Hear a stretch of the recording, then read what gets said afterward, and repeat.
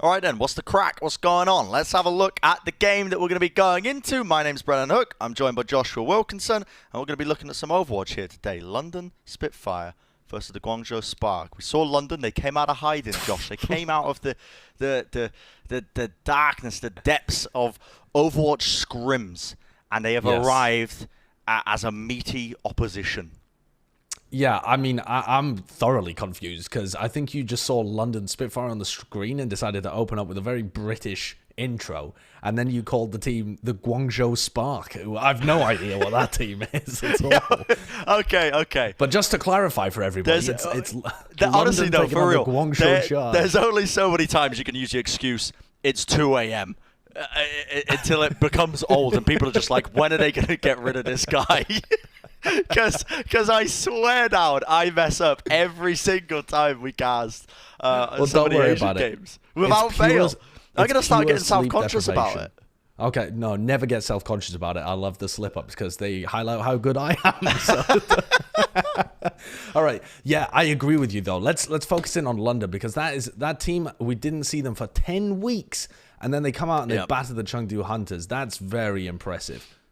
Yeah, a couple of new names. We've got Glister, although, well, Glister's not a new name, but although is going to be making my life a bit of a pain to cast. Although, you know, I don't really use the word although in casts a lot, but I feel like now I'm definitely going to feel like I want to. Yeah, I mean, now I will. You better do. But I was thoroughly impressed by the way that this team played, at least the other day, against Chengdu, especially Chengdu, a team that can take some teams off guard a little bit. I did see some people online say, wow, London are playing really well for a team that hasn't played Overwatch in 10 weeks. No, I think they have played Overwatch, just not in the Overwatch League. They've still been practicing. They've still been practicing. Yeah. Now, there have been, you know, they've been one of those teams that's transported over to Korea and set up a new base over there. So there must have been some disruption to their practice schedule. It is impressive that they've come out and performed that well, especially against a team, you know, like Chengdu that can throw upsets in there. On the other side of things, you've got the Guangzhou Charge. And then, of course, Eileen, Nero, the usual names, the usual suspects, but still no Neptuno if you're wondering where he is. Well, he's currently watching, I think, from Spain. Say hello to Neptuno, everybody, in the chat. And, instead Chara's going to be playing. Neptuno's getting his visa again for Korea in the meantime. And we're going to be heading into the match. Map pool-wise, first map we're going to be seeing is Oasis. And the teams are going to be getting ready to attack. Now, Guangzhou, we saw in their recent demolition, actually, of the NYXL, that they are comfortable playing both Sombra Tracer Dive with Nero and Eileen looking fantastic on their respective roles, and also really comfortable playing the double shield. This is a very well-rounded team.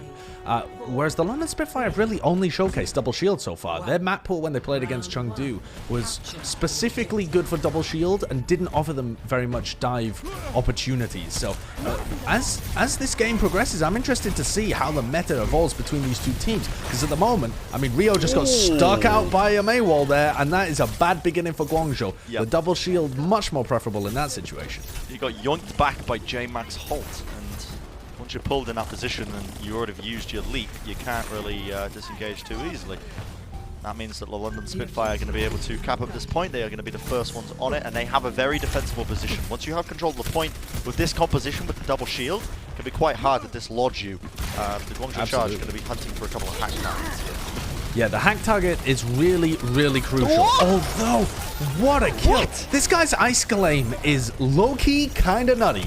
Although he's not somebody that we've talked about very much in the league whatsoever. But I was watching him when he played recently against Chengdu, and his Ice Glaive on May was really clean. So I'm wondering whether that can translate to more than just one match.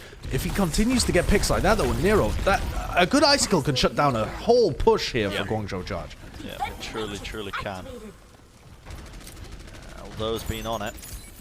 Eileen will be popping that translocator down, and now the dive attempt comes through as they try and take out J-Mac. J-Mac using that 4-5, but he was hacked. He was hacked, which means no more shields to take away some of that damage, take away some of the brute force that the Guangzhou Charge have been initiating into them with, and they've already got another pick there onto Aldo, taking out the May player, always a good sign, and Glister just left searching for a couple of targets, but realizes it's futile, has to go back to the rest of his team. Guangzhou's composition is very good at being able to take control of the point as well. It's good for space control too. And the London Spitfire are actually going to make changes here. Moving from the Sigma over to the D.Va, that's a little bit better at being able to control Rio and eat some of these orbs that are coming out from Shu as well. But the Glista change onto Torb is really interesting. It's very tanky, very difficult to break, but it does remove some of the powerful first pick potential that Glista has been so notorious for so far. Yeah. Mitigates a bit of the Sombra play as well to a degree, and the Tracer play actually. I do like the Torb pick. The first one comes down, it does connect onto J-Mac. J-Mac's going to get healed right back. Now, Guangzhou obviously still in control of the point.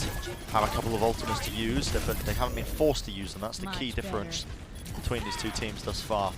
Glista's been hitting a crazy amount of shots, and Krong, beautiful eat on the Blizzard. That's fantastic. That's the kind of clutch play you need if you're the Guangzhou Charge. And a 4-man EMP comes straight back in. But Sanguinar, really nice reply, and Highly also has his support on. Well, Glista actually did just break Rio's ankles then. I thought he was gone. I thought he was off the map, but he ended up working his way back to the rest of his team. And now we see the Coalescence being used by London. Eileen goes down from the stray Moira orb. Shu forced to use his fade to try and get to safety, but Eileen finds another kill with the Moira orb. He's getting all of these picks. I mean, I know who's getting a player of the game at the end of it, isn't it? It's going to be Eileen with these ones. Dude, he's just giving him the beat down. The rest of the London Spitfire, I think the London Spitfire have got some kind of bet going where they're trying to feed Highly as many stat padding situations as they possibly can. I swear the rest of the London Spitfire were not shooting those players just so that Highly could get the kills. That's amazing. Just trying to charge up his coalescence, maybe. I suppose. Yeah, I mean, I feel like that's almost too high level. You know, some teams really they just want to that's secure the kill at that that. point. But we can see Guangzhou Charge. They're forced to re-engage this one now after Highly just popped off using his raw mechanical abilities as Moira. London are just totally pushing them out though. That Supercharger, yeah. Guangzhou can't contest. And the next fight, they're going to have Torb Ultimate and they're going to have the Blizzard. So this is a really rough situation for Guangzhou. Their EMP is miles away. They've got to find a dive target and fast. Well, a little bit of a yoink there. I think it disjointed Rio's leap. Pulse Bomb comes out from Nero. No target's going to be found with that one. Guangzhou still hunting for that first opening pickoff. See the Molten Cores laid down, so it's going to be a lot of just consistent damage over time to be occurring if they choose to walk over. Blister now popping that overload, hunting for a target once more. Now Rio using his Primal Rage, just trying to batter the targets into close quarters, trying to find a pickoff, but they're still not getting it. London holds strong. The overtime now burning. Rio with the Primal Rage fading, his bubble getting burst. Falling EMP down, though, but heal right back at the up. end. Great EMP from Eileen, but Sanguinar comes back in with his own sound barrier, and now the fight might just be turning in their favor. Guangzhou Charge going to be utilizing their own sound barrier, but it's Glista, the one who's firing the molten lead straight into the cranium. Rio falls. Now they're going to be hunting for hopefully one more pickoff here. Glista going down to half HP, lays down the turret. Still an opportunity to try and turn this fight, but Nero's the one who clutches it up, gets the post-bomb kill onto Sanguinar now. Still could be anyone's game. Glista now building up another ultimate. The Molten Core not going down just yet. He's waiting for the defense matrix to go down, and now finally lets it loose onto the point. Guangzhou Charge, they cannot touch it, and the point begins to start to flip over, but Guangzhou still in the battle. Self-destruct's now being utilized. Nero finding picks left, right, and center. 75 HP and a dream. Going for the D-Mech targets, trying to hunt down the kills. Still, London do not want to give this up. They switched over now to the stall targets. Eileen's about to get another EMP, Brent. Eileen almost up to that EMP, 96%. J-Mac now trying to go for the power drive. The mines come out. He built them fast enough. He's just switched over to the Wrecking Ball and still found it. Now the Blizzard by London unleashed onto the point, although trying to lock them up. But Rio, look at the Primal Rage. Look at the skills. 2 kills already. The overtime going down. Bernard comes in with the bomb though. Collects the kill onto Chara now, and they're going to be hunting for one more. Can London turn this one? The Coalescence fades away for them, but the Guangzhou Charge are in complete control. Sanguinar using the beat, but it only connects onto him. One singular target, and the Guangzhou Charge end up turning the fight and taking round number 1. What an absurd team fight. That was nuts towards the end there.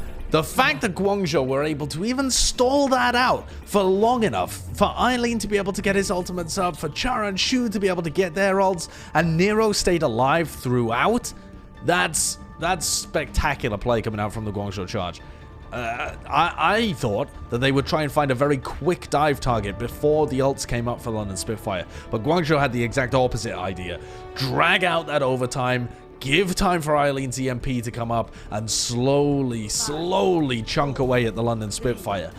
London made them work for it, though. I was not expecting this game to be this close. I thought that Guangzhou would be fairly heavy favorites coming into this match. If the rest of it's like this, we've got a game on our hands. Yeah, this is going to be ridiculous.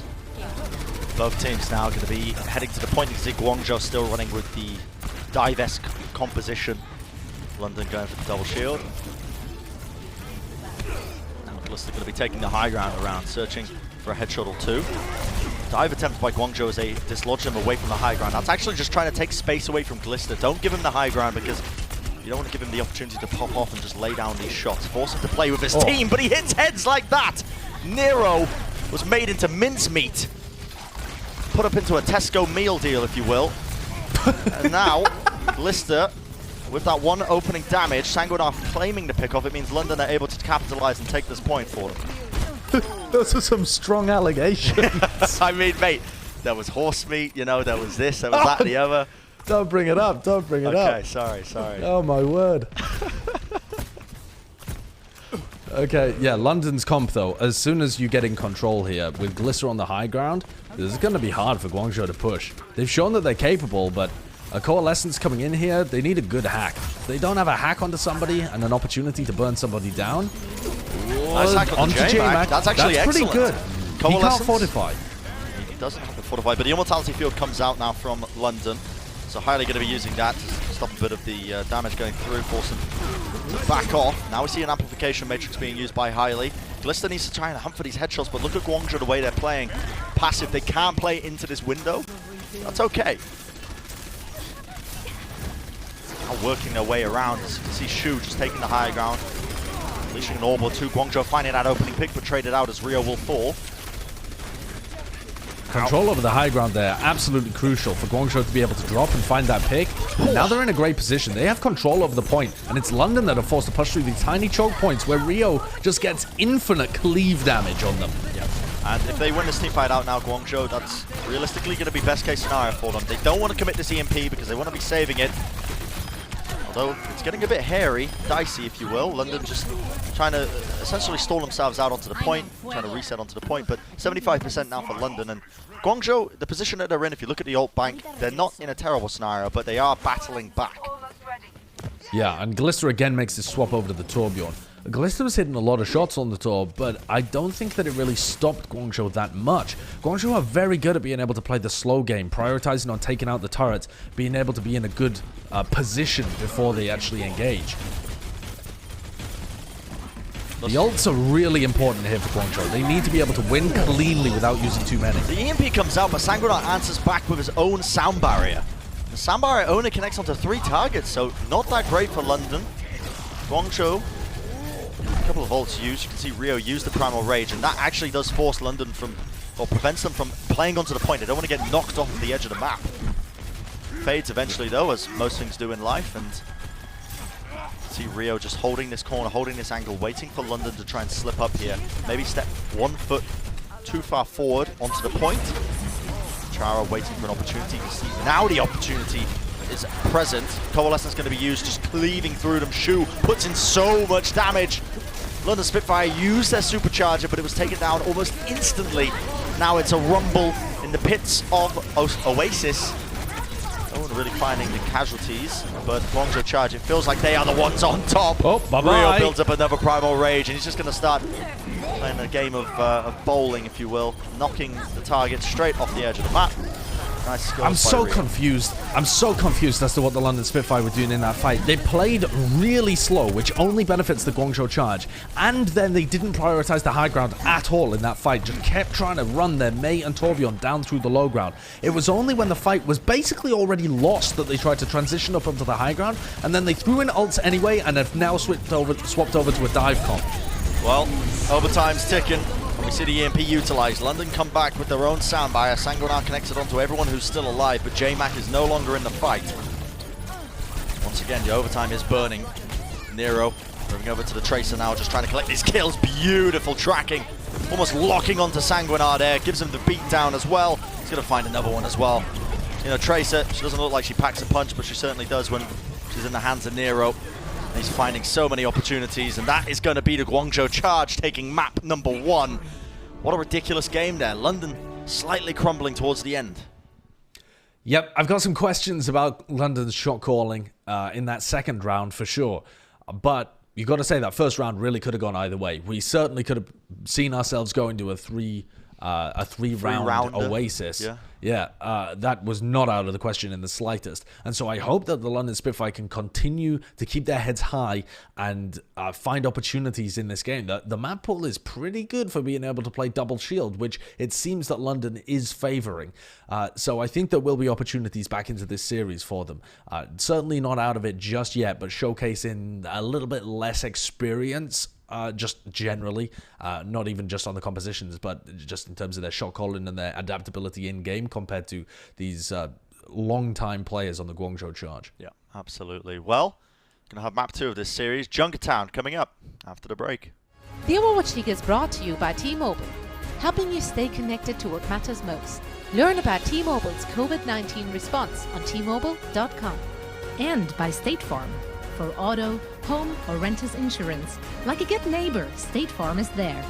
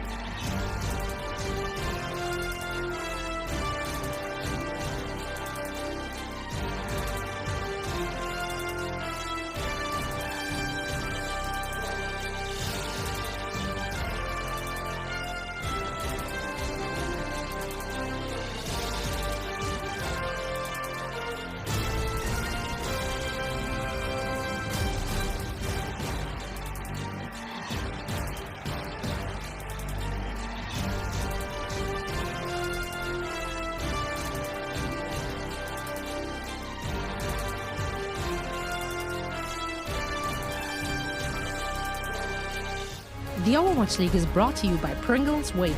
Big crunch, big flavor. And by Zip Chair Game, the official chair supplier of the Overwatch League. LA evening and night. Just messing with you. It's not Mitch, it's me, Brad. Ha, got you. I actually thought that was a South African accent when you began. Yeah, I was confused as to who honestly, you were doing an interpretation of. It wasn't that great. I've been practicing my accents. Haven't been paying off that well, though. Yeah, because Can you give me a Matt Morello? I found Matt Morello to be quite a difficult accent to pin down. Well, like, I don't know. Like, I mean, I feel like, you know, the London Spitfire, they try to go in there, and Glista, you hit a couple of shots, and, like, it's great play. I love the use of the word like. Apart from that, just indistinguishable from the real thing. Just perfect. Absolutely perfect across the board. There's no way anyone would have been able to tell. Yep. Well, here we have it. Map number 2 coming up between the London Spitfire and the Guangzhou Charge. Contrary to popular belief, not known as the Guangzhou Spark. That was a made-up team. But yes, these two teams have been battling it out, and we've seen almost clashes between playstyles between these two teams, between London and Guangzhou. But now we're going to be heading to a map that is very different from a lot of other maps. It's Junkertown, and you see some wacky compositions on Junkertown. Well, you were talking earlier about the double sniper and how you really like that composition, but you only see it here. And I feel like we might have a possibility of seeing that from the Guangzhou Charge, because they have substituted in Happy. And this guy spanks on Widowmaker. He's so good. Yes. He's maybe the league's best. I struggle to be able to apply that label because we haven't had a Widowmaker meta in so long. But, you know, people like DM, Happy, I mean, you've got to throw in, like, Shore4 in there as well, honestly, because he's just been spectacular whenever he's had an opportunity to play that. Ants from the San Francisco Shock. Yeah. These are all players that you've got to have up there, but Happy certainly, statistically, is up there as potentially the best Widowmaker that we have in the league, and he's going to replace Eileen to play this May Widowmaker composition. For the London Spitfire, they do make a substitution as well, but they're not worried about Widowmaker because Glister's got that on lockdown. But it's Krillin that comes in. Okay, interesting. Krillin. So that indicates to me that they're going to try and play double flex support this entire time, just resting on Zen Batiste. They're not worried about Lucio, so they don't need Sanguinar. That's definitely an interesting one. So Happy, as you can see, he just was playing the Hangzhou just to get a bit of information. Using that recon arrow, switches back over to the Widowmaker now. He's going to be working the angles, and this is what Junkertown's all about. It's so big, so wide, that you can get these tiny angles, and all you need is an instant. When you're playing Widowmaker, all you need is the smallest of moments, and you can just create magic, and that's what Happy is going to attempt to do. He goes to the jump shot, but you can see Glister is just avoiding his line of sight. So right now, Happy doesn't know quite where he is. He's finally seen the line of shot. He saw that trace shot, but look at this. While that was going on, Glister wins the 1v1, and now he has free reign on this point. He can start peppering in damage from on high. A dangerous position to be in if you're the Guangzhou Charge. Difficult to try and push this one forward because look at Glister. He's just able to find shot after shot after shot. He's going to find a headshot onto Rio as well. And Josh, I don't know if you can tell, but I'm very happy. We're seeing a lot of Widowmaker. Widowmaker's a great hero to spectate at all times, and now we're going to have another 1v1 between Glister and Happy. Happy didn't really get much done whatsoever in that fight.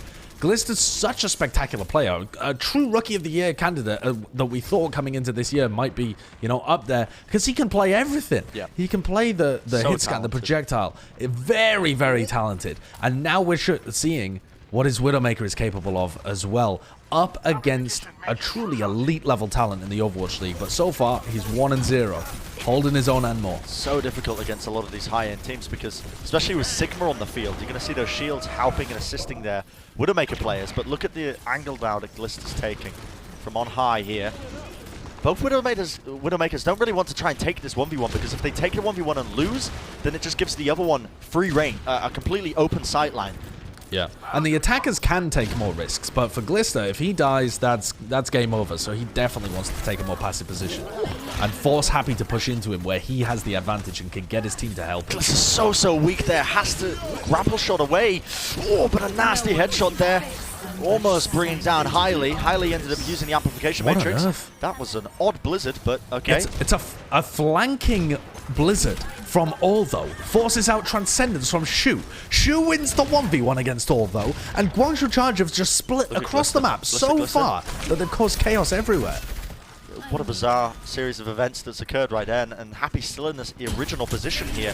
Guangzhou Charge trying to win this war that's occurring on the front line, so to speak. Glister, though, he ends up going down here to Shu, and Happy brings down Krillin, so Shu ends up taking the brunt force of the work by removing that Widowmaker, and now Happy's allowed to play some much more aggressive angles. He's beginning to work his way around this point. The rest of the Guangzhou Charge are going to start to work forwards. Bernardo trying to change things around, using the kinetic grass, going to be eating up a bit of damage, but eventually will fall here. Now Glister, realistically, not much he can do in this scenario. Well, while we were hyping up Happy and talking about how incredible he has been in the past, honestly, that was Shu that opened everything up. And I don't just mean with the pick onto Glister. He was slinging his orbs all over the place, even before that, in the previous fights, getting picks all over. And the Guangzhou Charge, the reason that they spread out so far is so that they could escort Shu and Nero into great positions to be able to help in that Widowmaker duel and try and find angles themselves, because Nero and Shu both have no fall-off damage on their weapons too, so very long-range friendly composition that the Guangzhou Charge are running, and it's all about position. They do a good job on point one. Both teams are going to be keeping with the Widowmakers here. Sometimes you see teams switch it up because the sight lines don't really suit it. It's a bit of a U-bend around this corner. Nice ice wall is going to be blocking off Rio, but gets destroyed in the end. So the Guangzhou Charge peeling for their team, but now they're going to be waiting out J-Max Supercharger. That's the name of the game right now for the Charge. They don't want to be pressing into it. You can see it fades away, which is now going to be the opportunity for Guangzhou to try and push again. That's unfortunate. Just as the Supercharger disappears, Glister finds another headshot kill on Happy. Glister's dominating this Widowmaker 1v1 at the moment. And then as soon as he's not worried about Happy, he continues to blast everybody else. How did Happy get back in the fight so quickly? That's crazy. He was just coming off the respawn and found an angle onto Glister. Yeah, beautiful stuff. I mean, again, if you can find the grapple maybe up onto the high ground, you can just get a nice little narrow sight line, and that's exactly what he does. He's going to be hunting for another one, but the Sigma shield blocks it, so Bernard was there. Now he's going to be hunting for a little bit more. Almost has the infrasight, the wall hacks, but so does Happy. Well, Glister's almost got it, I should say. So as soon as one person activates it, Glister activates it as well. So almost negating each other with the ultimates. You can see them utilizing it that way. Yeah, it's probably the best way to use Infrasight. Make sure that you never have a disadvantage. That's how you should be playing the defensive Widowmaker. These default fights, though, when the Widows aren't really having that much impact, they have been going the way of the London Spitfire. Guangzhou have found it difficult to push into this double shield setup. And it is defensive favored, but London's execution so far has been pretty good. They haven't used too many ultimates. They've held on. They've just made it difficult for Guangzhou. Yeah, and at some point with the time ticking down, they might be thinking about swapping Happy over to something else. Maybe a Hangzhou to help in the shield war? Yeah, maybe, but I gotta say, often in this scenario when you're playing against a Widowmaker, if you give them free reign like this, it's brutal. You almost have to rely on your Widowmaker to try and hit somebody's shots and take out the opposing Widowmaker just so you can stand a chance in it. I really don't feel comfortable, at least, if I was Happy switching off of it, but you can see the Blizzard being utilized here. Both teams exchanging Blizzards in close quarters, so it's a bit of chaos that's occurring. Transcendence forced out of Krillin there. Glister taking a very aggressive angle, but he was pushed back almost immediately. But we're in the final few seconds now, Josh. Yeah, and the Guangzhou Charge have got a Gravitic Flux to be able to work with, and this Transcendence. The Transcendence could be huge. It can counter what Bernard's working with and allow them an opportunity to just push in through the choke point. See, although he turned his head at the key moment because he saw Happy going for the jump shot, didn't want to give him an easy headshot. Just little moments like that that really highlight how good these players are. What an accretion from Krong. He cancels the Gravitic Flux, and now he's going to send up one of his own. This is wonderful. Dodges Bernard's own stun. So gets off his own Gravitic Flux and gets the kill onto Hailey. He might have just cracked this one wide open. Glister, though, wins the 1v1 in the back line, and it still could be winnable when Widowmaker is on the field. Krong, though, is certainly making it difficult for them. He's working his magic. The Hypersphere is doing a lot of work, but the London Spitfire are battling back. The Supercharger is far too much damage to try and overcome. And they are just a few short moments away. There's only 2 players of Guangzhou remaining on the cart. They are going to get eaten up and demolished. Happy now trying to clutch it up onto the Tracer, but not going to be happening. London Spitfire going to be holding them here in the second phase of Junkertown. I'm so impressed with what London Spitfire were doing there. Just playing really tight, really together, and not giving any openings to Happy. I do feel like they had to make a swap there towards the end. Because, okay, Widowmaker's quite volatile. You know, you can be getting your head kicked in constantly for 4 minutes and then suddenly just turn on and just be on fire. But when I don't think Happy got a single kill onto Glister. I think that Happy was losing the 1v1 fairly regularly because he's having to push in, and the offensive Widow has to take these riskier angles. And then Guangzhou, in the 5v5 rest of the fight, were not being able to do anything either because they are worried constantly about going into Glister's sightlines. So if Happy had made a transition over to a Hangzhou, utilizing the Sonic Arrow to be able to keep track of where the Widowmaker is, or, you know, you're still able to take that sniper fight to some extent, but you can also contribute to the shield fight, or even if Happy had swapped over to the Tracer, played a Mei Tracer, and just tried to harass and play at a much higher tempo, and swap, you know, onto a Lucio Batiste composition instead, that, I think, would have offered more opportunities, which, okay, benefit of hindsight, you can now say that might have been the better plan, but that was not a good offense by the Guangzhou Charge. They got stifled at every corner. Well, the map's not over yet, Josh. Still London with an opportunity to push this one in, and still an opportunity for Guangzhou to try and hold them. I can say as well, I can speak for the mentality of a Widowmaker player, because it's pretty much the only hero I play these days. When you start losing a Widowmaker 1v1, you don't want to switch off of it, because it's especially when you're a specialist like Happy. Yes, it's admitting defeat to a rookie, and that can, you can almost get in your own head to a degree. But now it's Happy's turn. He has the advantage of being on the defense, so it's Glister who's the one who has to work his way into some of these odd angles. Happy, though, is a naturally very aggressive Widowmaker player, and so he tends to take a few more risks, which is not the way that you want to play if you're on defense. So I'm cautious here. I don't want him to get in his own head too much and take aggressive angles and end up dying. Guangzhou Charge are doing a good job, actually, of taking control of that corner, because they don't want to give it to Glister. Glister goes for the jump shot, doesn't find anything. The Holt connected a little bit too late there. If J-Mac managed to pull them together, it could have been an opportunity to find a shot. Happy just wiggling his way through the tunnels. Nice little shot there onto Krillin. Finds it almost instantly. The Hypersphere is going to be pulling him back, though. But Krillin going down means that the London have lost the player, but no one's contesting the point. Hello? Hello? Anybody? You want to touch it right now, please? Can start contesting. Lister is getting away with murder as well. Look at this angle he's taking. He's working with the rest of his team, and now they've worked their way and flipped the positioning around, taking it away from them. Hylie now using his amplification matrix. The window comes up. Happy ends up falling. Guangzhou Charge are going to have to try and hold this one now without their Widowmaker player. This is so risky for the Guangzhou Charge to be playing like this. You can't allow your opponents to just dictate the positioning this much. They might be able to win the fight generally at the end of it because they're getting a lot of damage onto everybody, but no, the London Spitfire have been able to turn it. Bernard just stays alive somehow, and Glister's getting pick after pick. The Glister was personally escorted by 5 members of the Secret Service into the Guangzhou Charge's backline and proceeded to tear them a new one. That's a really lovely strat from London, but there is a counter to it. The Guangzhou Charge have to be playing further up and stopping the other 5 players of London to just rotate around the map. You can't allow them just to walk through you like that. I've been in this position that Happy's in. Maybe not with these same stakes, but I've been just getting boomed. I've been in this position where you play against a Widowmaker who's just getting the better of you, and it is quite literally it's mental warfare after a certain point. Now Happy's going to be using his Infrasight. Glister does not have his built yet, so he has a slight advantage of this. He's going to be buying a couple of seconds, but the question is, what does he do then when Glister eventually builds him up and just pops it straight afterwards? Because then it's him with the advantage. So yeah. Happy's just hunting for any angle he can find. He's starting to finally take a bit of space here. Look how forward Nero is playing.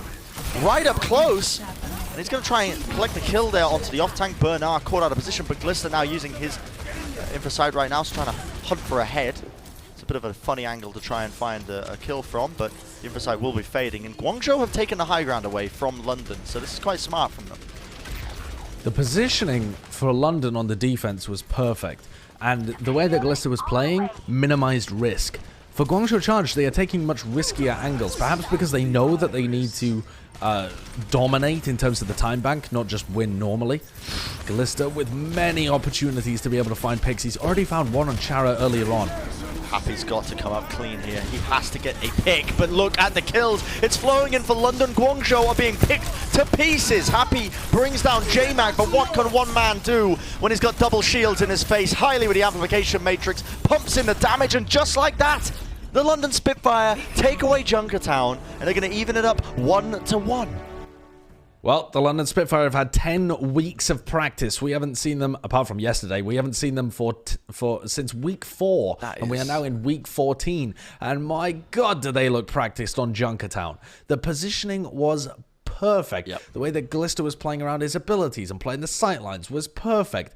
The Guangzhou Charge just got absolutely outplayed on that map. And not even in terms of the mechanics, really, even though Glister was hitting great shots. It was the way that the strategic, slow method in which they maneuvered around the map and took the best positions possible to give themselves the advantage in the fights. That's what won it for the London Spitfire. London really looking like they're coming together as a team over these last couple of weeks, practicing together. We're going to be discussing that in detail and more after the break, so don't go anywhere. The Overwatch League is brought to you by Zip Chair Gaming, the official chair supplier of the Overwatch League.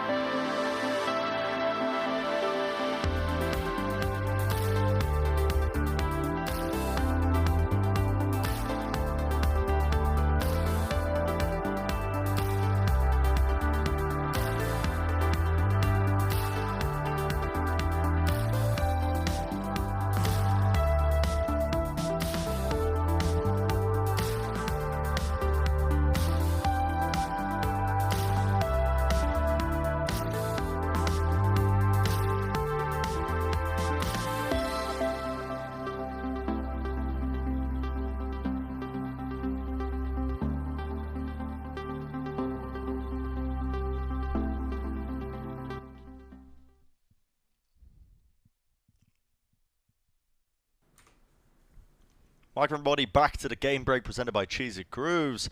And we've got a lot to break down actually, as the series that we're watching currently, the London Spitfire versus the Guangzhou Charge. It's 1-1, and honestly, Guangzhou Charge weren't looking too hot on that last map of Junkertown. Very back and forth between these two teams thus far. It has been very back and forth. You know, London Spitfire kept the first round of Oasis incredibly close and then flopped in the second, but looked incredibly practiced when it came to Junkertown. So this looks to be a bit of a map-specific thing for them. And Junkertown's a weird one because it doesn't play similarly to any other map in the pool. Yeah. There isn't really another map in the pool where you'll see a May Widowmaker throughout the entire map. At least I can't think of one, not as far as I'm aware. So the lessons of Junkertown, I'm not sure will really carry through to the second half, but it does bode well for London that they have some set strats, you know, subbing in Krillin, making sure that everybody's on the same page, and their execution was really clean.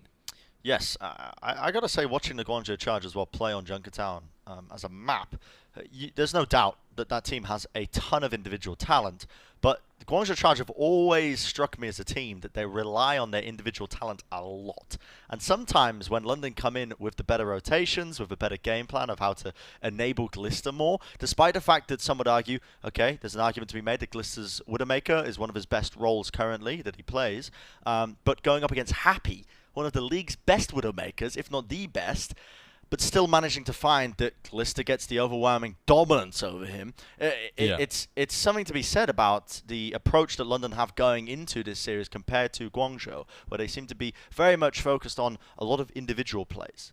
Yeah, I'm glad you brought that up as well, because that's what I want to go through in my crunch time presented by Cheesy Grooves as well. I want to go through how the London Spitfire were making so much space for Glister here, because yeah, he dominated the head-to-head, but I saw a couple of people in the YouTube chat saying, you know, Glister's aim is incredible. It's not so much his aim, although that is amazing, but it's the way that his team facilitated it. So here you can see them taking the Widowmaker head-to-head, but generally speaking, Happy, who's over here, is going to be playing behind this box, so they can't really find opportunities. So instead what they do is the London Spitfire, they kite this aggression that comes out from Krong and Nero, and then as they maneuver themselves around, they push Glister into great positions. What I want to point out here as well, though, is that normally what would happen is you play your Widowmaker at the back here, you play both supports and your Orisa over here as another 3. So you've got 1 at the back, you've got 3 over there, and then you play your Sigma and your May over here, like a 1-3-2 kind of split for your team.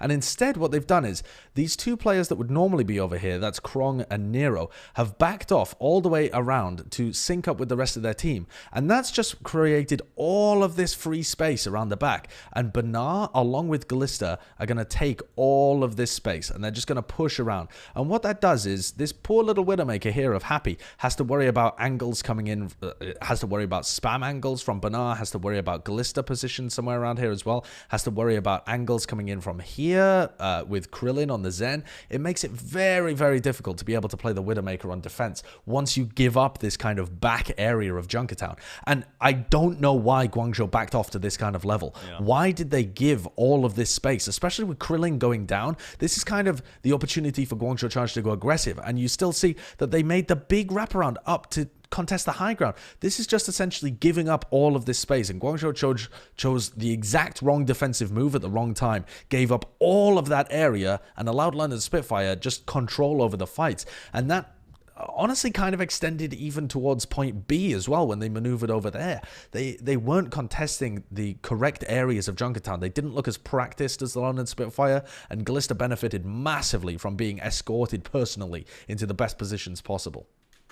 Yeah, very interesting to see it play out during the match live, and glad you broke it down for all of our YouTube chatters, I suppose. That's YouTube what they call chatters. Chatters. Yep. YouTube chatters. I'm from Gloucester, I am. Hi. Letting my roots slip into the cast a little bit there. You don't see that every day. But we still have a series ahead of us because, yes, you know, it is first to 3, as we've said, so potentially a couple of maps ahead of us here tonight between these 2 teams. But from what we've seen early on, it seems like these teams are going to be going the absolute distance. Well, I think that's going to be it for our game break presented by Cheesy Grooves, as well as our crunch time presented by Cheesy Grooves. Thank you very much, Josh. And after the break, we're going to have the rest of the series to watch. So do not go anywhere. Get a cup of tea.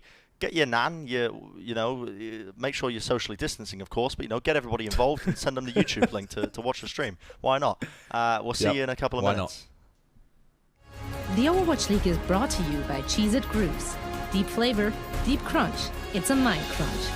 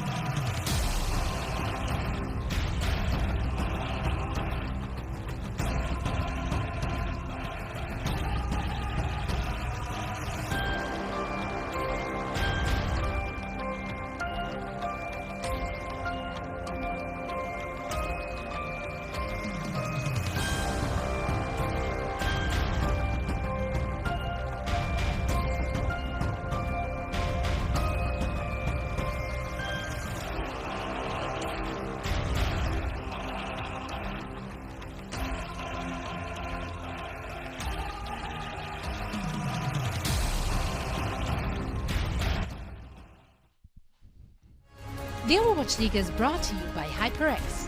Unleash your style, unleash your fury with HyperX Fury Memory. And by Coca-Cola, the official refreshment of the Overwatch League.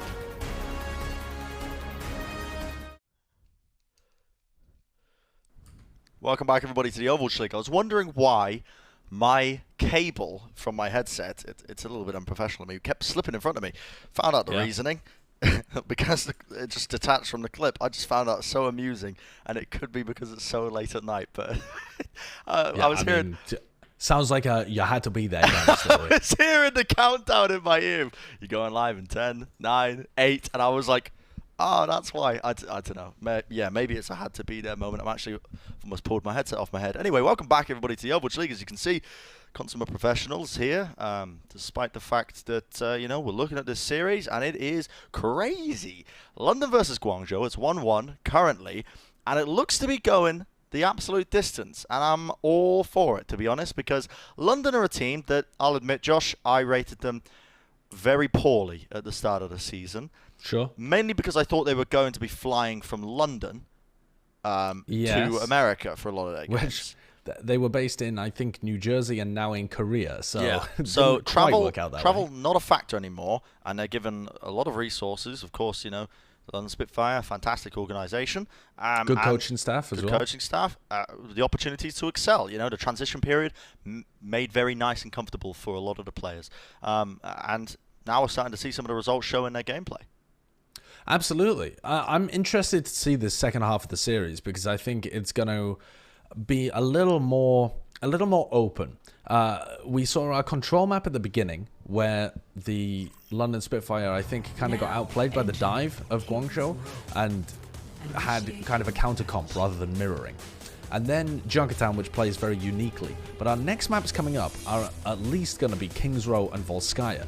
And King's Row is such a very default map that everybody knows, everybody's well practiced on, and it favors double shield, which both of these teams like, I would say prefer. This is really gonna let us see whether the double shield win on Junkertown was more of a Junkertown specific Widowmaker strategy from London Spitfire, or whether they are just that well practiced on double shield.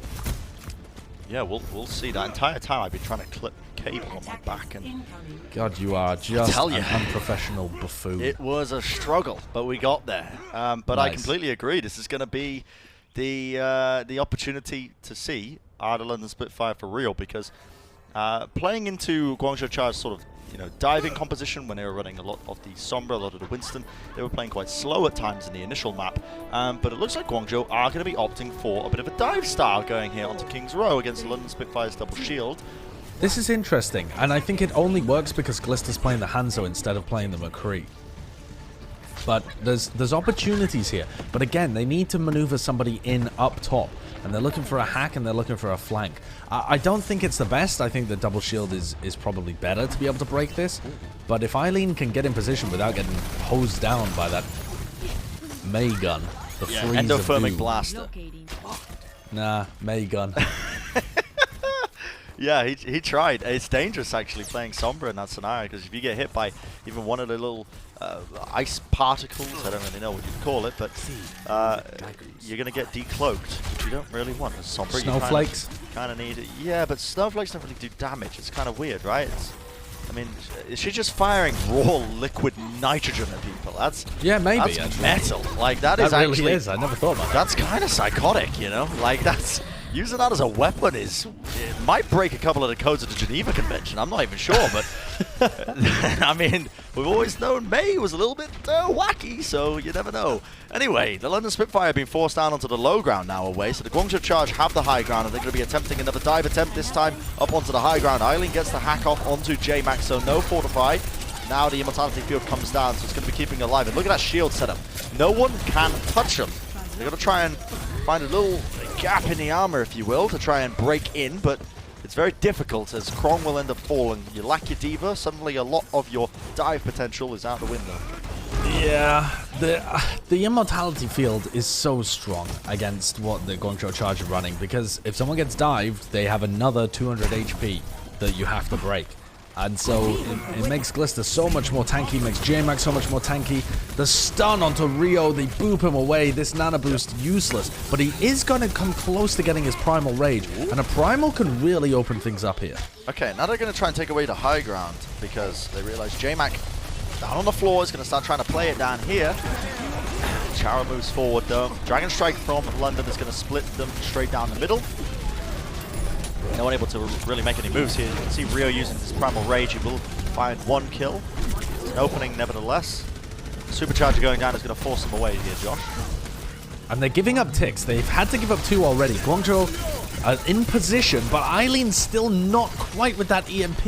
And the London Spitfire have opportunities to be able to touch back onto this point. They're having to use all of their abilities just to get a foothold, and Eileen's EMP, I think, is going to wipe them out towards the end. Though from Shu there, connects onto a couple of targets, so London has to back up around the corner, and you can see Chara using that sound barrier. Guangzhou are so close to capping out this point now. They're only a couple of percentages away, but the Blizzard from Aldo. Do they need to use the EMP? Because if they have to use the EMP, they're kind of stuffed for the next section of the map. Yeah, they have to use it. And they might have waited too long. They waited too long, Brent. They wanted to save it. Line of sight as well, Josh. He was able to get the Transcendence off. Krong, though, might try and turn this one. That could be exactly what they wanted. And that's exactly it. Guangzhou, they just cap it. No one able to touch from London. Krong clutching it in the final moments of that self-destruct. Oh, what a bonkers fight. So many mistakes from both teams there, honestly. The Guangzhou Charge try and get a little bit greedy. They wanted to save their EMP because it's so good for maintaining momentum throughout the streets phase. Otherwise, your dive composition doesn't really have that much. So Eileen greedily tries to hold on, and then in the end, when he realized that the fight was turning and he realized he had to invest it, Krillin just came in with his Transcendence and nearly saved the entire thing. It was only a clutch 2k from Krong that managed to fix that. That's so messy from the Guangzhou Charge, honestly. And they nearly were in a devastatingly bad situation. Nero hiding up in the upper sections of King's Row here. He had some stern words for somebody on social media. You can go find his tweets later, but for now he's going to be hunting for a pulse bomb. Stick connects, but doesn't find the kill, and Aldo with the icicle. A right click in the right place at the right time. Takes out Nero, and he finds the second one in the form of Rio. This is a brutal fight right now. London Spitfire on the defense, able to hold strong.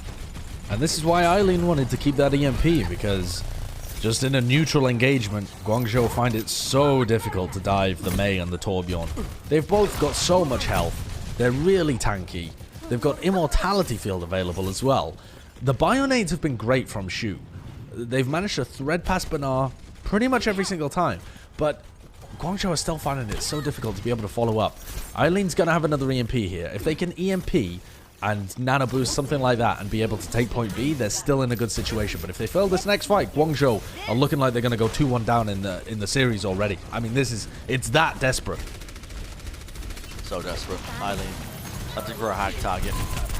Being pressured a lot though, and now you can see the nano boost being committed, but the overload gets used by Glister, so he's not a target you can realistically dive when he uses that ability. Just gains a lot of Nano extra wasted. health. And that's another nano boost wasted, as you said, Josh. All comes down to this EMP. Has to be amazing from Eileen. Eileen has to make something happen.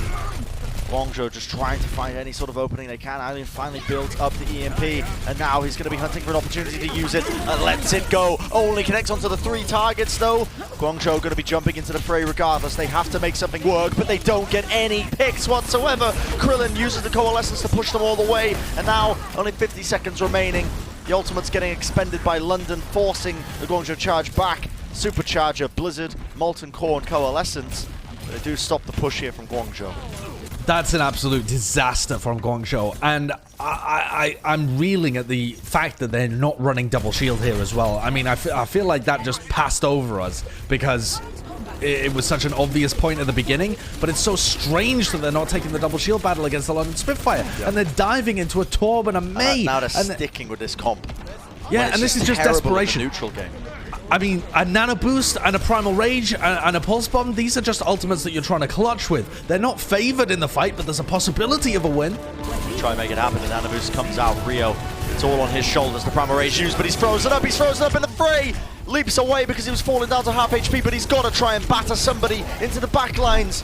Trying to find a target, although moves forward. Icebot going to be utilized now, and he's got to get a pick. The bubble comes down. Big Bionade, although going to be utilized now. As you can see, the soundbar coming out from Guangzhou. This is good for them. They've bought enough time, and now they're using the ultimates in their favor.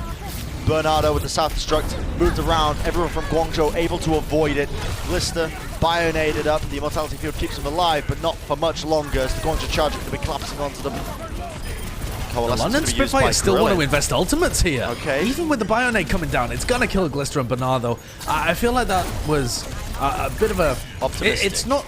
Yeah, it's optimistic. It's not really that bad because Krillin will be perfectly fine, and he can swap over to the Zen if he really wants to as well. He doesn't have to worry about that Coalescence so much. But a little bit of an optimistic play towards the end to try and invest that the Coalescence for the win. Guangzhou now are in a fantastic position. It just flip-flops straight like that. Because they clutched out that fight, they've built up a load of ultimates, and the snowball is really possible here. An EMP that catches although and stops his Blizzard coming out could just result in a fast point C cap. We shall see. Eileen holding onto this EMP, and you can look at London pre-firing the corners. Now the EMP comes out, it connects onto the tanks. That's a wonderful Immortality Field from Hailey. But J-Mac, he's not long for this world as he does get taken out, jumped on, and he's removed from the fight. Krong using his self-destruct. London have to clutch this up any means necessary, although using the Blizzard, but it didn't connect onto any targets. Bernard hacked up, trapped in the corner. He's going to get shredded of his mech, taken out of the fight. Guangzhou Charge, only a couple of targets remain, standing between them and capturing this point up. The Molten Core now from Glister, not enough to stop the Guangzhou Charge. They are going to get a full capture with 27 seconds in their time bank. Do I agree with the strategy of running Sombra Tracer Dive into the Mei and the Torbjorn? Not particularly. Do I think that Guangzhou executed really well at the beginning of the map? Not particularly. But did they clutch towards the end? Absolutely. They did the same thing that they did on round 1 of Oasis. Dragged the fight out, got their ultimates up, and Chara's sound barrier to capture point B was the difference maker. And then just rolling that forward with a lovely clutch EMP from Eileen. They win... They win the difficult fights. They don't make it easy for themselves. They win the difficult ones. But they are still there, and they're in this series. I think they're really making it hard for themselves here, but capturing all 3 points of King's Row with 27 seconds still on the clock, that's a good time. It's very winnable right now. Very winnable indeed. But are they really going to run dive on defense as well? I'm so surprised by this. I know I keep going on about it, but it's King's Row. It's kind of double shield central. I would have expected Guangzhou to be running it there.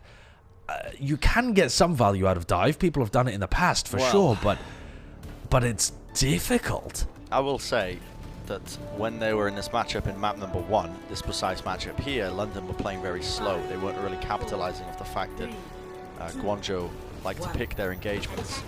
So if we see something similar from London, maybe it'll give Guangzhou the end that they're looking for. Now, they're not going to run the Symmetra, surely. No. That's just to get people up on the high ground, and Glister goes over to the McCree. I like this. I like the McCree pick, yeah. They can dominate the point. They have enough heals. They have the Immortality field as well. They don't have a Lucio, but they're just trying to get to the point and just hold it and stop Eileen and Nero being pesky. So they're going to rotate up onto the high ground, get Glister in a good position, get Banar up there as well. They don't have a speed boost to speed over, though. They do not, but that's okay. They're just trying to take position. Eileen's going to search for a hack. J-Mac is going to wall over. Okay, J-Mac's going to force him down to contest the point, because they have to, because he's getting capture point time right now. He's got a tick for himself. And look at Guangzhou trying to find an opening right now as they're wiggling their way around. It's very slow from London. Very slow. And the slower they play, the more they're building up an EMP for Eileen. So even though Eileen hasn't done that much damage, everybody has now got 30% ultimate, so the EMP has as well. Force Guangzhou to disengage. Just a tad here, but London, again, no casualties, because Guangzhou Charge, they're relying on these hacks to find a target, to find anything. Now that Danaboost comes out, this should be one of the 5 win conditions for them. He's just taking a high ground. Rio gets frozen, has to leap away, back up. Trying to build up his Primal Rage, but he's only 66% to it. Has to get healed. And now they're going to play the point, though. Now the London Spitfire, I think, are going to play the point. They have ults available. Glister's going to get back up on the high ground, but J-Mac, Banar, although these guys are just establishing position on the point, and it's so hard for Guangzhou to contest. And Eileen is still miles away from his EMP. Amplification Matrix with the Deadeye. Working around the corners, forcing them away. Nobody was actually getting any capture point while that was going on. A bit of a wasted opportunity, because now Rio goes in with the Primal Rage. And that's Glister instantly deleted. Nero with the pulse into the backline. Highly goes down. I think that's London not really capitalizing off of what they had. Yeah. Yeah, playing too slow, not playing the point enough, and not punishing the people who are contesting the point. A little disappointed with what the London Spitfire were doing there. I also think that the Torbjorn might have been a better answer than the McCree, just because he's less diveable, and you can just establish position on the point and pop your Torbjorn turret down to harass people who come and contest. Now Eileen has an EMP, and suddenly this looks like it's a fairly decent situation for Guangzhou to be in. 1 minute 30, because London have played so slowly. Eileen got caught out of position. He got frozen up, so he had to translocate back. So you know they don't have to worry about the EMP just yet, but the EMP comes right and it only connects onto 2 targets. J-Mac, and although J-Mac did manage to get the supercharger down, but taken out almost as fast as it was laid down, and you've just wasted one of the biggest ultimates right now. London, it's not looking great for them, but Kron getting chunked down, and now they're going to start to play the point. So this forces the hand of Guangzhou. Guangzhou have to contest the point here. Rio moves into the backline, has a nano boost as well, so he's just going to be trying to build up the Primal Rage. Falling very low. Soundbarrier now committed by Guangzhou. Try and salvage this fight, but London are answering back, and those big ultimates, the South Destruct from Bernard finding Chara is a critical ult used, critical pick-off. See Eileen forced away as well. Glister now going to be using this Deadeye. No one can touch the point here, and if they do, they're most likely going to be demeched or taken out. There you have it. London Spitfire able to just slowly, through a war of attrition, take up this point. It was messy, it wasn't clean, but it worked out. Yeah, it was very slow, and if Rio hadn't been caught in that blizzard, I think Guangzhou win, because they have the soundbarrier available and they could have used it whenever. But the fact that all those blizzard caught Rio and froze him up in the middle of his Primal Rage meant that Chara had to use it. That's almost best case scenario for the Guangzhou Charge. Sure, they don't full hold, but they get it almost into overtime and take as much time off that time bank as humanly possible. And now they've got a comp that can recontest over and over again in the streets phase. And Eileen is at 75% of his EMP. This is now looking like a really good situation for Guangzhou if you think about the whole game. Nero's going to be for a target with the Pulse Bomb. Remember the stakes in this match as well. Both of these teams are playing for the wins for the tournament. And Glista finds a headshot onto Nero. It's the danger of playing Tracer into the main McCree is one stray shot to the head and you are out of the fight. Doesn't matter. Does enough damage with the headshots. Takes you out of the fight. Now you can see this cart moving forward. London Spitfire not being slowed down because Nero's not available with the pulse bomb. He can't be there to try and stagger it, but now they're going to start to stall it. Rio uses the Primal Rage. Start to move forward. Nanoboost was committed as well. I'm not sure who to It was onto Nero. It was onto Nero just to make sure that one headshot now cannot take him out.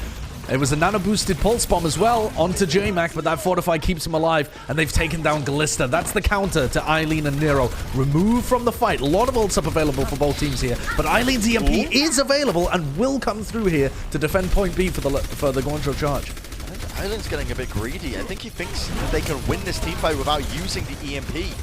I think they're just trying to play slow, Brent. They're just trying to take as much time as humanly possible before investing the EMP. It finally comes out and they get J-Mac and Aldo. They want London Spitfire to take the first move. If you force them to play against the clock, that's how the Guangzhou Charge's dive composition works best. And now with only a minute left, yeah, London have a ton of ults, but that time bank is looking so much worse for wear. Yes, it is. Sound Barrier as well and Nano Boost are going to be available here for Guangzhou. And because London are not running a Lucio of their own, because for some reason they've opted for this Moira-Batiste combination that has a huge amount of healing, they don't have great ults. Yep, and no speed boost to engage as well. They are almost forced to just play incredibly slow. Playing so slow.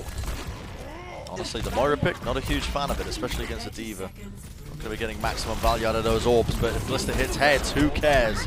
Hacked up, forced away. Doesn't want to get dove on, but shoot. Huge bio-nade. 3 targets out of the fight. London forced to play passive, and now 15 seconds remaining. Glista has to go huge. The Blizzard laid down. Sound Barrier only connects onto a couple of targets. Although brings down Rio. Nero with the post bomb, but the Immortality Field took the brunt force. Now we see the London Spitfire getting the picks because of the Supercharger. The added extra damage enough to just really push them through this choke point. And a minute 30 on the clock is what they've got to work with now. This is getting down to the wire. And London are basically only winning fights when Aldo has his Blizzard.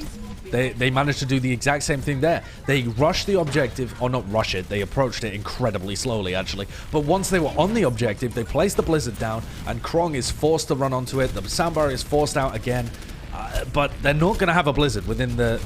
well, actually, they will. They'll have one final Blizzard probably, but just as they get into overtime. But Eileen surely dies. they can't just be danking on that. How does Eileen die in that scenario? He goes down. And now we see Hylie and Krillin both utilizing their support ultimates to push us forward. 45 seconds remaining. Guangzhou Charge trying to take away the high ground from the London Spitfire, but Glista, he's set up a positioning right now. Eileen forced to just try and push this card back. The Guangzhou Charge can delay this. Eileen goes down to a straight icicle! And now Rio using the Primal Rage, he has to come up big, he has to get a pick now, otherwise London are going to be pushing this one all the way in. And Anaboo's committed onto Rio here, has to knock them at least into the pit, but he cannot find any targets. London playing this so slowly, but has Rio bought enough time for Eileen to come back in? He almost has the EMP. This could be turnable for the Guangzhou Charge. Deadeye from on high, straight from the back line. Can Glista get any picks? No. Guangzhou Charge play it perfectly right around the corners, and now the EMP gets let loose, but Glista finds the headshot. Still winnable for Guangzhou, though they could still stop London in their tracks. Overtime burning over, and the Blizzard gets hit by Krong! I don't believe these individual plays right now coming out from Guangzhou Charge. When they clutch it! Overtime burning down, but I don't think it's going to matter in the tail end of this fight because Eileen and Nero are finding the targets. J-Mac moves over to the Wrecking Ball as a last-ditch effort, but it's not good enough. The Sound Barrier on top will do it in the end. That's going to be the nail in the coffin, so to speak. That is going to be Guangzhou Charge taking away Kings Row, making it 2-1. What a fantastic display from the Guangzhou Charge players towards the end. Just amazing clutches. That's kind of nasty. Rio's able to delay for so long with his Primal Rage, and then as a self-destruct comes towards him and he knows that death approaches, he jumps away from it so that he doesn't take full damage and gets a nano boost to go back up to as much of full HP as he possibly can so that he can tank the self-destruct and continue to delay on that payload so that Eileen can come back, can pop the EMP, Nero goes ham, and Krong. It's the Blizzard. Krong eats the Blizzard. We said it time and time again on King's Row. The London Spitfire were only winning fights when that Blizzard was active, and Krong steals it away from them, devours it, gobbles it up, and gobbles up the win condition for London Spitfire with it. Again, though, that's so close. That is so close. But you see what I mean now when I say that Guangzhou Charge are individually mechanically talented and they play around that. Oh, yeah. Like, the team play just doesn't seem to be there at times, but when they come up clutch, they come up clutch, and there we have it. Guangzhou Charge taking away King's Row, but we're going to go to a short break. When we come back, we're going to have the rest of the series. Will the London Spitfire battle back, or will it all end here? We're about to find out. Do not go anywhere. The Overwatch League is brought to you by T-Mobile, helping you stay connected to what matters most. Learn about T-Mobile's COVID-19 response on T-Mobile.com.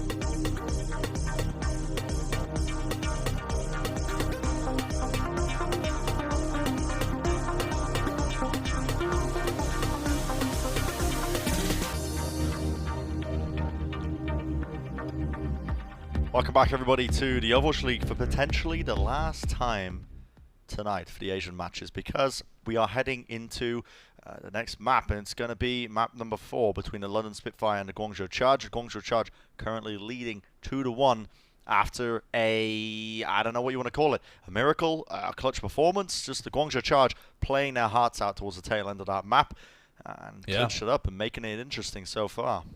Yeah, a pretty amazing performance considering that they were playing the Sombra Tracer dive kind of compositions on King's Row as well, which, alright, we have seen dive be used in 2018 extensively on King's Row. It's not like people always play shield compositions, but it is a fairly shield composition favored map, I would say. And King's so for Row, them sure. to be able to pull that win out is spectacular. And heading into the next map that we're looking at, we've got Volskaya. And Bren, I'm not sure whether you're aware, but the London Spitfire has not won on an assault map this entire season. 2020, they are 0-5 on assault maps. But they haven't played Volskaya yet. So there's like a glimmer of hope if you're a London Spitfire fan. They've also had 10 weeks off.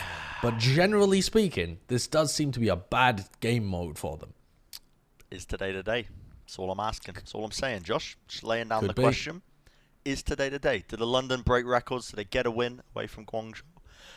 Maybe, but at the same time, when I think of Volskaya, I also think of these Winston dive compositions, which are incredibly popular for holding first point. And if that's what the Guangzhou Charge are choosing to run, even on maps where that's not exactly optimal, like King's Row, what are they going to look like when they're on a map where it is suddenly looking ever so slightly more optimal? I would also expect the London Spitfire to continue running double shield. They've been doing it the entire time, so why would they stop? Or maybe not double shield, but Orisa-centric compositions. They have been playing Orisa D.Va as well, but yeah, some kind of Orisa comp with like May McCree, May Torb. I think we're going to see a clash of styles here on Volskaya. Yeah, and I hate to say it, and don't shoot the messenger, because I know we got a lot of people from the UK watching, but yeah, it's looking rough for London right now. If they're able to do this, if they're able to take away their first assault map of 2020 and stop the Guangzhou Charge from running away from this series, then well, it's going to be one for the books. Absolutely, that one's for sure. Certainly is. The London Spitfire are looking tidy in terms of their win rate so far this season. When you think about the overall playoffs towards the end, they're 4-2 right now, and they're hanging with some of the better teams in this Asian region. Guangzhou Charge, remember, just came off the back of beaten NYXL. Yeah, this is a good performance here tonight from the London Spitfire, but looking a bit more short term, what they're actually playing for here is qualification into our May tournament and the seeding that will provide. And the London Spitfire would love to go deep into the tournament like that, to prove that they have what it takes to be able to go up against New York, to have what it go up against Seoul or a Shanghai. And they won't get there if they get knocked out early in the tournament because they haven't been able to pull out the wins. Correct me if I'm wrong, Josh, because I mean, I don't have the standings in front of me, but in terms of the amount of wins, both of these teams are 1-0 currently, right? When it comes to the qualifiers, I believe. Charge actually, I believe, are 2-0. 2-0. They've got 2 wins recently, and Spitfire are 1-0. So Charge here are playing for a potential top seed. When you think about the fact that Seoul and Shanghai both lost matches recently. I mean, that's ridiculous to think about. Yeah, the kind of the repercussions of this match are really going to start to echo, actually, off the back of it. We're going to see the Charge running a composition that they are no strangers to. Nero on the fire, one of his most common roles, with the role that he's almost most known for at this point, actually, some would argue. And a lot of this composition revolves around building up that barrage, building up a nano boost, and letting it rip like it's 2003. Did you have many nano barrages in 2003? No, but before YouTube even existed? I was battling plastic spinning objects in 2003. Right, okay. Yeah, I like the avoidance of a brand name. Yeah. I appreciate that. Listen, until they give the Overwatch League money, they ain't getting a word out of me. That's all I'm saying. That's all I'm saying. Well, Guangzhou just setting up here, trying to figure out some spam angles. Nero can go really aggressive here if he realizes that they're all grouped up in the back. And once Rio gets healed, Shu's going to have a lot more of that nano boost charge. Double shield setup right now. London are mitigating a lot of the rockets because Nero, despite the fact that he's being damage boosted, he's only up to 65%. Oh, now. But look at this. Guangzhou are now getting in position. So Rio is going to be able to charge up a lot more of Shu's nano. And they can either send Rio in with the nano boost and Nero with a barrage, or they can go for that big nano barrage if Nero gets in position. And they need somebody to play the point as well. Nano boost comes in. He's so close to it right now. Just one more rocket will do it. Look at the wall! Oh my goodness! Denied instantly! London knew how to play it. They knew how to play it exactly. They knew what was coming. And they bring him down. So that's the nano boost wasted there. Nero not able to find the opportunity. It was a little bit scrappy, if I do say so myself, in terms of how they wanted to engage that. Yeah, and pretty obvious as well. It was absolutely telegraphed that Nero was coming through the top there. And now the good part for Guangzhou is they use a nano boost, and then by healing up the people that were damaged in that fight, Shu's already back to 60%. So these nanos get built incredibly quickly. But they need to be a bit more coordinated about that. Pull their tanks in, pressure the point as well at the same time as Nero engages. Go for a little sideways play here. Great Bionade. Shu with the Bionade. And Shu is a name we haven't spoke about a lot, but my goodness, look at the damage, Josh. That's much better coordination coming out from Guangzhou. God. Fantastic stuff. Rio sets up on top. They thread the needle with a Bionade down the bottom, and Nero finds angles to do rocket damage as well. That's the kind of team play you're after if you're the Guangzhou Charge. We know this team has fantastic individual skill. They're so well-rounded. When they pair it together, that's when they reach that new next gear. And here's where it gets dangerous for London, because look at the ultimates for Guangzhou Charge. EMP, Barrage, Valkyrie as well if they want to pop it, and Nano Boost. This Nano Boost is going to get laid onto Nero. And that much damage is just going to go straight through that Transcendence. Despite the fact that Krillin has that ultimate, it ain't going to help him here. It's going to be way too much to even overcome. That's if Krillin even survives the EMP in the first place. The EMP gets used, Krillin immediately using his Transcendence. Bionade onto JMac, so JMac goes down, and now we see the Nano Boost being utilized. Nero doesn't even want to pop it yet, but finally lets it go. There's a great peel from Bernard as he was there with the defense matrix, but Krillin does fall. Instant resurrect from Chara. And that's going to be peeled away for his team, but it's looking like a very winnable engagement so far for the Guangzhou Charge. And as I say that, a couple of picks going the way of London, but there we have it. JMac back in the fight with the shield. Placement is down, and he is providing a foundation for his team to work around. Wow, not even a single tick, though. Impressive. The London Spitfire did really well, especially Glister on the Tracer. You don't normally think about the Tracer as being an effective counter to a Sombra Pharah composition, but he was able to keep the point delayed and also put pressure on Shu at the back and do consistent damage to the tanks in the middle of that fight. I will say, I think the turning point was when Hailey used his Amp Matrix to kill Nero on the Pharah. Just that tiny little angle that he managed to thread those bullets through and get the kill on Nero's Pharah changed the entire course of the fight, removed so much damage, and now the comps have been swapped completely. Guangzhou going back to this tried and tested Sombra Tracer dive composition that's worked so well for them. Gotta find these hacks though, that's gonna be one of their major win conditions. Krong using the self-destruct, this is a very orchestrated play. You can see Rio tried to go for the leap there, but look at that Primal Rage. Hailey goes off the edge. Krillin, you're next, Sunshine. You ain't gonna be safe from any of these fists. You don't want to catch these hands either. Rio finding two, setting his team up for victory. That is beautiful, but a bit of a misplay from London, just even playing that close to the edge in the first place. And now, this will be a tick going the way of Guangzhou. Question is, can London stall it? With the Transcendence in their pocket, it's looking winnable for London. They might be able to defend this one. Krillin waiting, ready. Now he's going to use the Transcendence. Amplification Matrix from Hailey goes down as well at the same time, forcing Guangzhou back to a degree. Eileen using the EMP, but gets brought down immediately. Hailey, quite little burst shot there, straight into the head, takes him out, and London, they might just turn this one right now. Shu's under so much pressure, and they haven't been able to pick off Krillin, who's just playing up at the high ground here, annoying Nero. Nero gets the pick onto Krillin, but Hailey has been able to stay alive. His immortality fields have been so crucial in denying the Guangzhou Charge, and I'm amazed again that the Guangzhou Charge don't manage to capture. That set play between Rio and Krong was phenomenal to send in the self-destruct. Oh, hello. Don't get too greedy. Oh, he misses! The whiff! Oh, no, Glister. That's unfortunate. Okay. The set play between Rio and Krong was superb. The fact that he managed to juggle both supports off, sublime. Outside of that, Guangzhou only have a minute left. Towards the tail end of that fight, how did Krillin get to the high ground on the opposite side of the map? I don't know. I think teleported. This is just a guess, but I think he rode the self-destruct bomb while he was transcendence up to the high ground. It's the only thing I can think of. But regardless, the fight continues because Rio is going to get the nano boost slapped on top of him. Yep, this bad boy can fit in so many nano boosts. He's just peppering away trying to build up the Primal Rage. Immortality field going to be going down. Only a single tick, that's all Guangzhou need, but they only have 25 seconds to do it. Now Krong using another self-destruct into the back line. Doesn't find anything. Nero going to be hunting for a pick now on the Tracer. Desperately dodging and weaving and juking, and there we have it. Finally, Rio builds up the Primal Rage, and he's going to start to do the damage. Does Krillin dirty. Takes him out of the fight. Blocking away Hailey as well, so Hailey, even with the immortality field, he's taking him out of the fight, and that gives the Guangzhou Charge enough time to cap it up with 3 seconds. Yep. That's so crucial. That gives them extra time.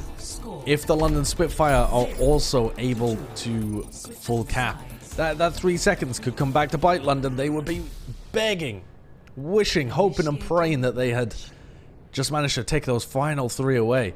Really nice execution though from Guangzhou Charge in that final fight. They only had to get a single tick. They managed to get all of the position onto the point with the nano boost, and then they have an extra life on Krong with the self-destruct and an extra life with Rio's Primal Rage, and then a sound barrier to boot. So they had so much health to be able to just wander in and not be afraid. So they managed to come out with the win in the end. It's slow, but it's winnable. It and is the London slow. Spitfire, I do think, are going to be kicking them a little bit that they weren't able to get it into overtime. I've got to say, I don't feel good, though, about London's attack here, because think about the way they've been playing, and think about how slow they've been playing. With the composition that London are playing, and how many attacks they're going to be able to get off here, how many good attacks would you say that you think that London are going to be able to get off here, Josh? 3 good attacks, I would say. Even in the full 4 minutes, I think if they're not running a Lucio and they have to rotate to the high ground every single time, they're probably only going to have 3 good engagements. And if they're really slow, then they might not even get a good 3rd engagement. So it kind of depends, because the Guangzhou Charge as well really have to be perfect with their defense. They can't afford for Eileen or Nero to die, you know, to a random headshot from Glister or Although. Otherwise, everything collapses. So it's rough for both teams. The London Spitfire are making it harder for themselves by not running the Lucio, but also the Guangzhou Charge are playing a dive comp that requires, if not perfection, then a great performance. Eileen cannot be allowed to get picks like that, though. I mean, I said they were going to get 3 attempts. They've just wasted 45 seconds. Yeah, I was watching what London were doing. In case you guys at home are wondering, why would they play the Wrecking Ball and Hog at the start there? They were trying to go for a default hook where Eileen might have been hiding to hook him, but also J-Mac was trying to get a knockoff into the river for somebody. But that just wastes even more time while you're trying to go for that kind of stuff. The Hog's okay, but losing Krillin there as well. Now, as you said, they've burnt a minute off the clock, and now London have only just started to attack here. Well, Guangzhou are just going to start to play a bit more split and pick style, if you will.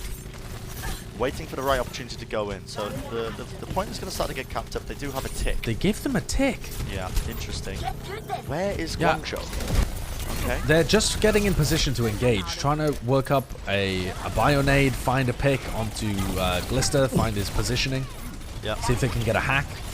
Work up the courage to attack, maybe. Work up the courage to ask to build a prompt, but doesn't quite work out. Maybe I'm just projecting my own insecurities onto the Guangzhou Charge. Who knows? But London are very close to just capping this one out. They need to start making some plays here. So Eileen going to be going in. EMP does come out, but Krong frozen up here. Big Bionade onto Waldo, which means he will be going down. London still alive though in this little cubby.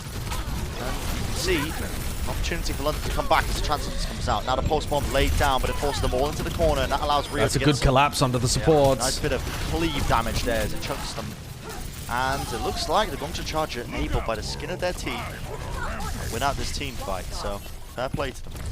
That was super close for Guangzhou. The investment of the EMP's a bit of a gamble, honestly, because if it doesn't work out, then London have got a great time bank and they've got all the ultimates they need to be able to roll into point B. But that's the entire thing that the Guangzhou Charge composition is built around. It's getting that EMP late in the fight and being able to turn it, and they did there. Rio and Nero are so good at being able to work together to clean up that backline as well. I'm so impressed with Nero's Tracer. It's not a hero that you would normally associate with him, but he has come out in 2020 and just looked fantastic on Tracer.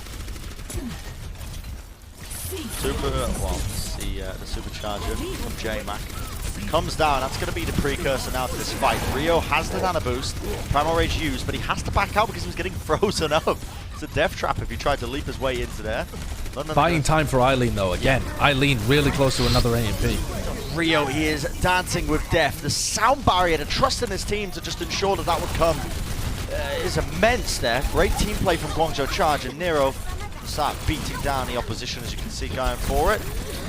Falling very, very low, has to recall just to heal himself back up, but the Guangzhou Charge holds strong, and now only 40 seconds remaining, and it comes back, Josh, to what we were saying earlier about how many good attacks are London going to be able to get when they're playing this slow. Well, they've already had 2. The first attack was very good. They managed to get almost the full 3 ticks.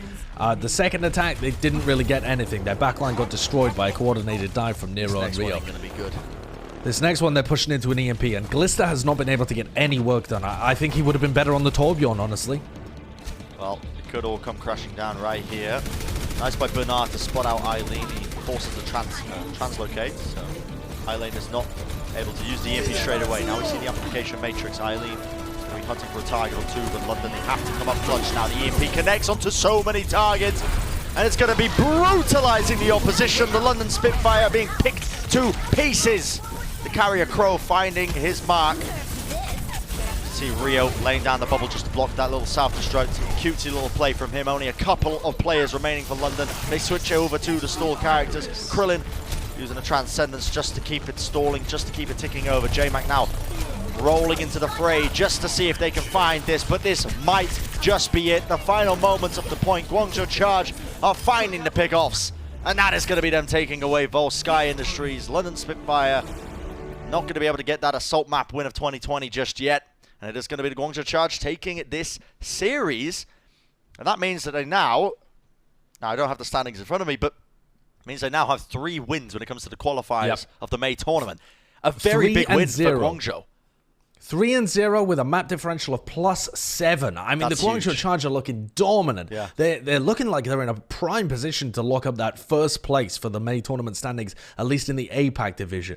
Coming off the big win against the New York Excelsior, they take on London Spitfire, who just demolished Chengdu yesterday, and they made it look, if not easy, they made certain aspects of it look very clean, and they made the Sombra Tracer setup look viable across a range of different maps as well. I think that our player of the match here is a great shout going to Nero. I think this guy's been so impressive all year long.